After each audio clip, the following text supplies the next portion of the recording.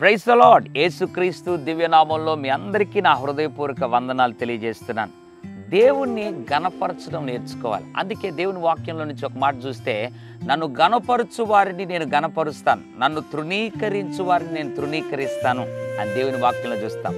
మరొక దగ్గర రాయబడింది కదా, నేను అతని గణపరచెదను అని ప్రభు అన్నాడు. దేవుని ప్రియబిడ్డలారా, మనం ఎందుకు దేవుని గణపరచాలి?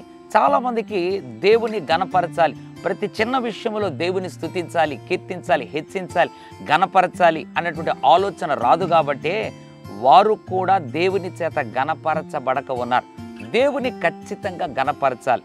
అందుకే కీర్తనకారుడు ఉదయకాల సమయంలో ఒక మాట ద్వారా మనల్ని జ్ఞాపకం చేయాలని, ఆయన అనుభవాల నుండి ఒక మాట, కీర్తనకారుని అనుభవాల నుండి దేవుడు ఒక మాటను జ్ఞాపకం చేయాలని ఆశపడుతున్నాడు. 118వ కీర్తన 28వ వచనం, నీవు నా దేవుడువు, నిన్ను గణపరిచేదని. ఎంత అద్భుతమైన మాట.